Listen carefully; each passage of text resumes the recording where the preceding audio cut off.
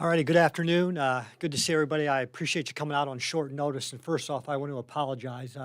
Lindsay, it's been an emotional day here, no doubt about that. And she's having some conversations with her staff and is tied up in those conversations. I know a lot of you are down at the Target Center and we brought you here. So she'll be available to the media at a later date. So you're just going to have an opportunity to hear from me today. So if you have any questions, I'm happy to take those questions. When did these conversations start about replacing Coach Whalen? Well, Lindsay, obviously, when we hired her 5 years ago, we have a very close relationship. And last year at the Final Four, when she was being inducted in the Naismith Hall of Fame, I was down in New Orleans with some of the meetings, and we had a chance to visit down there. We visited throughout the season. I had a really good meeting a few weeks ago, and then this morning, obviously, we met. And again, it's been a series of conversations I've had with Lindsay probably over the past year. So did she step down, Mark, or did you fire her? Mutually agreed to step down. Would you say the impetus came from you, or was this more of a personal decision for her? Jim, I think it'd be a combination of both. I mean, again, I think when we talked last year in New Orleans at the Final Four, she talked about the struggles. We had a lot of kids leave the program last year, and she just talked about some of the struggles. Super excited about our freshman class that came in and had such a positive impact on our program. And as we kind of had those conversations, I think, again, we felt like it was in the best interest for our program and for her as a person that she stepped down. Mark, did you not have any, I mean, she does have this good freshman class, and she's got some kids come in. Was that not an issue for you? Did you maybe not want to see what happens at least next year? Again, the conversations that we've had, we just talked about college athletics is upside down right now. I mean, you all know what's going on in college athletics with the transfer portal, NIL, everything that's going on in college athletics, and the conversations that she and I had. She was and is super excited about this freshman class that's here. She's excited about the recruits coming in here. And again, together, we just felt like now is the right time for her to step down. She's still going to be a part of our program, as we talked about in the release. She is so much loved in these hallways and these buildings. Obviously, she's an icon. She's on a Mount Rushmore in the state of Minnesota. But again, we just felt like now was the right time. Just so I'm understanding this, because you're being a little vague here. Were you the person that said, I think it's time to step down, and she said, and she agreed to it? Is that what happened? Pat, again, I go back to our conversation in New Orleans and the conversation we had there and some of the struggles she was going through, and then our conversations throughout the year. And then I said, and Pat, I may be off on my dates, maybe 2, 3, 4 weeks ago, she and I sat down and had a long conversation. And again, in those conversations, we just felt like now was the right time. So is it safe to say entering this season, she knew it was a make or break year for her? I think all of our coaches understand that we want to compete. And when I evaluate a program, and again, if you talk to any one of our coaches, we talk about 4 or 5 things when we evaluate a program. We talk about from a compliance standpoint. You've all heard me say doing it right in Minnesota matters. We talk about academics and how our program's doing academically. We talk about the student-athlete experience and what's that experience like for our student-athletes. And we talk about the PR, the fundraising, and how we're doing on that side of it. And we talk about winning. And obviously, at this level, winning is a big part of that. But so are the other elements. And again, we just felt when she and I had those conversations, and Pat, I don't mean to be vague, we've had very open and honest conversations, and we just felt like now was the right time. In this day and age of the transfer portal, you realize that starting over with a new coach might also mean starting over again with a vastly turned over roster. I do realize that. Transfer coming in who probably isn't too happy she won't be able to play for the coach that she's committed to, and so I mean you're prepared now. So in many ways this could be a start from scratch situation. Understand that. Mark, when you hired Lindsay, she'd never been a coach. Did you feel like you gave her enough leeway? Is there something you didn't necessarily see between year 1 and year 5? No, John, again, I've known Lindsay since she was a student athlete here. Again, I was the director of marketing. When she was playing here, I'm throwing T-shirts in the crowd when she hits the 3-pointers, that type of stuff. I've known her a long time.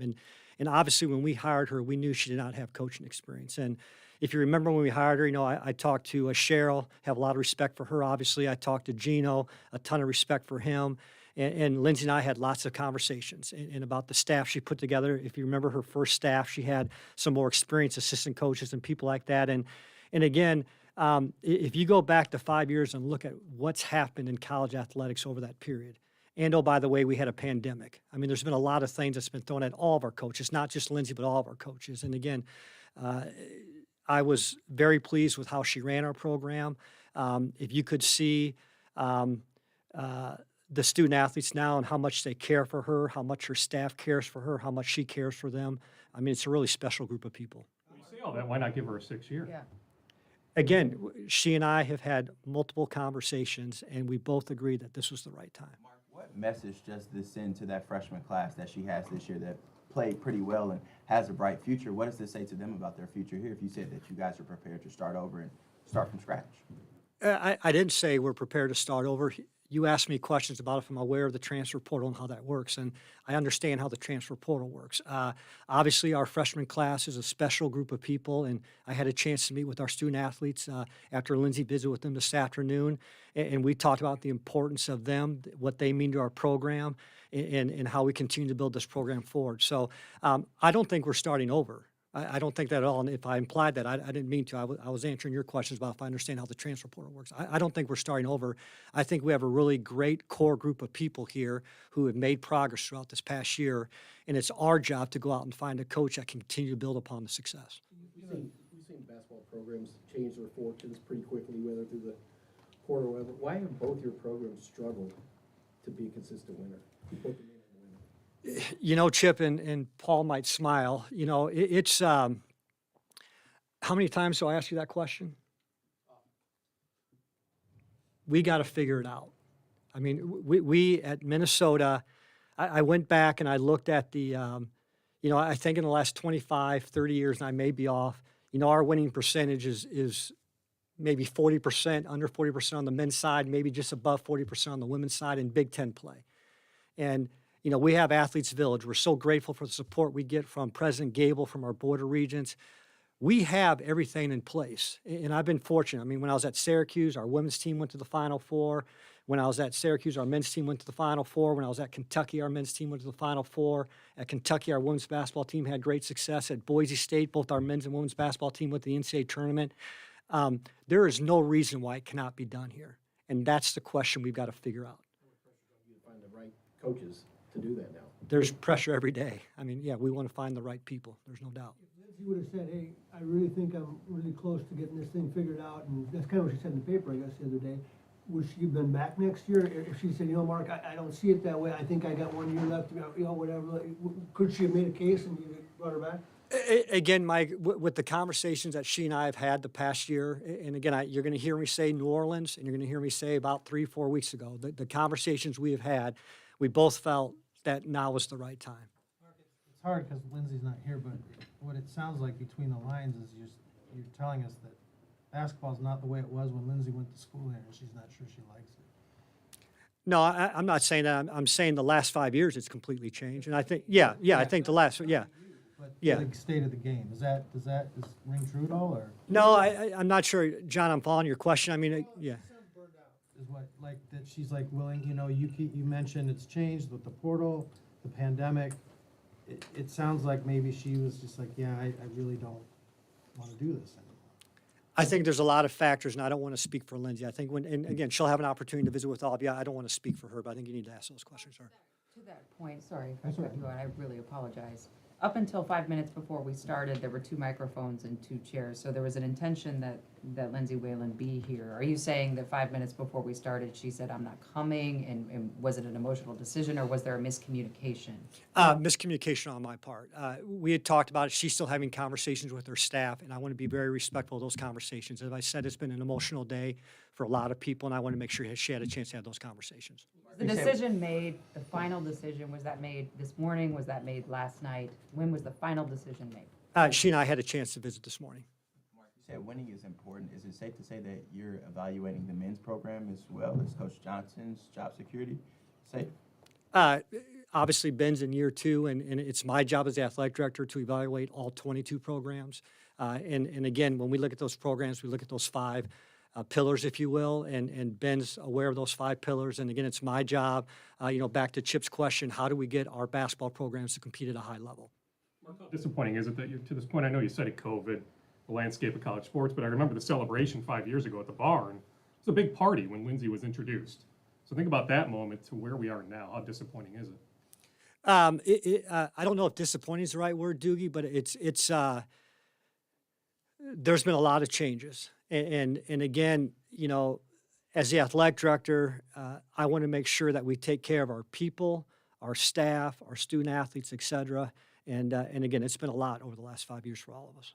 Given the stats that you rattled off about the lack of success the last 25 years, how desirable do you think this job is to your prospect pool? Based on my phone, we're getting lots of calls. I mean, it's again, we've got a great core freshman group of student athletes. We've got a great team, great chemistry in that locker room. That's a credit to Lindsay and the hard work she's done. And so, again, our intention is to go out and get a great coach that can help lead this program because, again, there is no reason why it cannot be done at Minnesota. No reason at all. I'm sorry, Mark, do you want to hire someone with head coaching experience, or were you willing to go with somebody who doesn't have any head coaching experience? I want to hire somebody that fits our culture. And what I mean by that is we talk all the time about, again, doing it right in Minnesota matters. I want somebody who understands and will do things the right way, compliance-wise, with recruiting, again, NIL, all the stuff that's going on out. You guys read it, you write about it. We want somebody who's going to do it the right way, but most importantly, provide a first-class experience to our student athletes. Given that you were having ongoing conversations with Lindsay and you were watching the season go and you had to know that this was a potential end to this situation, have you done due diligence and come up with at least something of a short list of people you want to at least inquire about as we go forward? Do you have a list of names at the ready? We try to be prepared, yes. So we try to be prepared. You've got the file in the drawer, right? We try to be prepared, yeah. Mark, how much is the NIL when you go out now and you start hiring coaches, and how much do they want to know about NIL money that is going to be attractive to players coming in? It's an important part of our program, and obviously we're grateful for Dinkytown athletes in our collective that we have working with them. But Mike, I spend almost every day talking about NIL with coaches, with students, reading about it, trying to learn about it, trying to understand the guardrails. But there's no doubt NIL, it's a changing landscape right now. And when you see programs that are landing transfers, NIL is a part of that. And again, I have great appreciation for Jeremiah Carter, who heads up our compliance department, who's heavily involved with our NIL to make sure we stay within the guardrails and we do it the right way. I think we do it the right way, but NIL is a big part of what we do as we move forward. And coaches or prospective coaches do they want to know a lot about that because it obviously affects their recruiting? Yeah, there's no doubt coaches want to talk about NIL. Are you in an adequate spot relative to your competition? Chip, great question. I would say, and again, I give Jeremiah Carter a lot of credit. Jeremiah, for the past year, has worked with our Office of General Counsel, with our campus on NIL and what it's going to be at Minnesota, working with the people at Dinkytown Athletes. They have signed a lot of our student athletes, and I feel like we are very competitive with our peers. I think a lot of what you read about NIL, some of these dollar figures are not accurate. When I talk to other ADs and you hear that they signed Jim to this and they signed Pat to that, and you find out what they actually is going on. They're much different than what's reported at times. But I do feel like we have a competitive NIL, but there's no doubt we have to continue to be aggressive in that space because that's a part of our reality. Mark, was the Penn State game a trigger or a deciding factor in any way, or would this have happened regardless of how yesterday's game had gone? Regardless, Jim, again, she and I met again 3-4 weeks ago, and when we had that conversation, it was a really good conversation. And again, you guys all know Lindsay. I mean, she's open, she's transparent, she is who she is. And when we had those open conversations, I mean, obviously, yesterday it's a game. We made that great 20-5 run to tie it at the end there, and almost had a chance to come back and get that game. But talked to her after the Purdue game, and we were excited, jumping up and down. A great win this past Sunday in the barn. So again, this decision, again, that game didn't have an impact on it. Hey, Mark, correct me if I'm wrong. I think there's only been a female as the head coach in program history. Are you open to hiring a male? I'm not sure if there's ever been a. That's correct. Yeah. Well, again, we want to find the the best candidate for Minnesota. So we'll do a national search on that. Speaking of Minnesota, for myself, I've been here 20 years, and I learned where this building was because of Lindsay Whalen, because of what she did that year that she took the team to the Final Four. So did her legacy, her history weigh on you or her at any point that this was going to be a difficult one to manage in terms of whether that she resigned or was fired? Just talk about how important it was to take a chance on someone like Lindsay Whalen and what it means now to have to part ways with a Lindsay Whalen. Okay. Well, if you allow me to tell a story. So just like you, when I was here as the marketing director, her coach left after year one.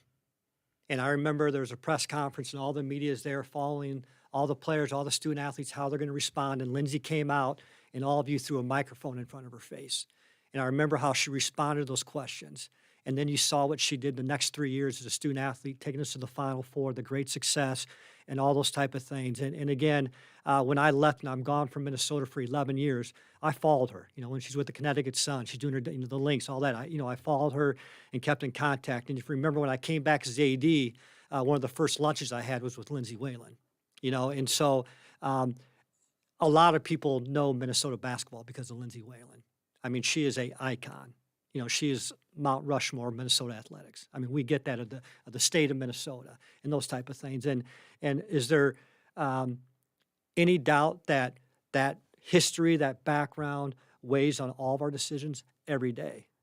Every day. But when I talk to the team today, when I answer your question, again, you know, think of Lindsay as a person and what we've all been through and the challenges, all those type of things. It's been a lot for everybody. But yes, we were aware of that, and it's something that does weigh on your decision when you make these decisions. And when I talk about an emotional day, and I know you're disappointed that she's not here, but I want to be very respectful for her to have those conversations that she needs to have because that's who she is. And again, she'll have a chance to talk to all of you when you know, at another date. One point that I'm getting at is that how much Minnesota wanted this to work. Not just the University of Minnesota, but Minnesota wanted this to work. Would you agree with that being true, that that was the sentiment? Oh, no doubt. Yeah. I mean, if you go back to when we hired her and the response we got, and I mean, I remember going back the day we hired her and PJ Fleck is picking me up, jumping up and down. He was so excited, right? Yeah, that does. But you know, he was, so my point is the entire state embraced it. And again, she is Minnesota and we owe so much to her and none of that's changed. I mean, and as she said in the release, I mean, when we talked this morning, she's a proud alumnus. She wants to see the best for Minnesota basketball. She's still going to be very visible in our program. She's going to be around our program. And again, we look forward to working with her as we move forward. The role that she'll have with the program, this new role that she's going to have with the program, is this something that she wanted, that she brought to you and said, hey, let me stick around? Or did you present this to her when you told her, like, we don't want you as a coach anymore? My exact words to her were, selfishly, it would be awesome if you could still be a part of our program and around our program. And to Mike's question, we talked about NIL, fundraising, helping us in those areas, and she was very excited about that. And she talked about how, Mark, there's nothing more than I want to see this program continue to grow and have great success. So we talked to her. So again, I want to be very clear. I said, selfishly, we would love to have you to continue to be a part of our program. And she was all about that because she cares so much about this place, about the state of Minnesota. And you know, again, we joked this morning when we were talking. I mean, our women's hockey team gets a win. One of the first text messages I get is from Lindsay Whalen. The Vikings get a win. One of the first text messages I get is from Lindsay Whalen.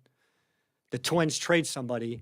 One of the first text messages I get is, I mean, she is Minnesota, and she loves this place. She loves the state, the sports, all that type of stuff. So, again, we're ecstatic that she'll continue to be a part of our program, and she can help us with fundraising. To Mike's question, to NIL, to Chip's question, how do we continue to be competitive in NIL space?